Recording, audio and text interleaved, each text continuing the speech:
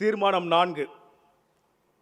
தமிழ்நாட்டில் வாக்காளர்களின் ஜனநாயக கடமையான வாக்குரிமையை பறிக்கும் வாக்காளர் பட்டியல் சிறப்பு தீவிர திருத்த பணிகளை நிறுத்த கோரும் தீர்மானம்.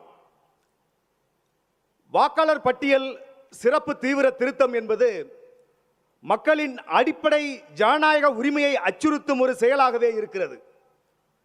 சிறப்பு தீவிர திருத்தம் என்கின்ற பெயரில் பீகாரில் ஏற்கனவே லட்சக்கணக்கான வாக்காளர்களின் பெயர்கள் நீக்கப்பட்டுள்ளதே அதற்கு சான்று. பீகாரில் நடந்த அந்த பெயர் நீக்கம் குறித்த காரணங்களே இன்னும் முழுமையாக வெளியாகாத நிலையில் அடுத்த கட்டமாக தமிழ்நாடு உள்ளிட்ட 12 மாநிலங்கள் யூனியன் பிரதேசங்களில் சிறப்பு தீவிர திருத்தம் நடைபெறும் என அறிவித்து இந்திய தேர்தல் ஆணையம் பணிகளை தொடங்கியிருக்கிறது.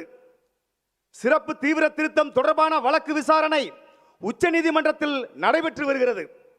போலி வாக்காளர்கள், போலி முகவரி, தவறான புகைப்படங்கள் என இந்த முன்னெடுப்பில் உள்ள குழப்பங்களை நாட்டின் பிரதான எதிர்க்கட்சிகள் அனைத்தும் தொடர்ந்து பட்டியலிட்டு வருகின்றன. வழக்கில் ஒரு தீர்வு எட்டப்படாமல், தற்போது நிலவும் குழப்பங்களுக்கு ஒரு முடிவு எட்டப்படாமல் சிறப்பு தீவிர திருத்த பணிகளை மேற்கொள்வது எந்த வகையிலும் முறையில்லை.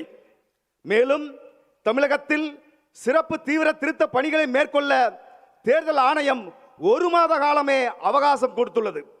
6 கோடி வாக்காளர்களுக்கும் மேல் இருக்கும் தமிழ்நாட்டில் அத்தனை பெயர்களையும் சரிபார்க்க 1 மாத காலம் எப்படி போதுமானதாக இருக்கும்? அவசர கதியில் நடைபெறும் இப்பணிகளால் மக்களின் அடிப்படை ஜனநாயக உரிமை பாதிக்கப்படுவதை எக்காரணம் கொண்டும் ஏற்றுக்கொள்ள முடியாது.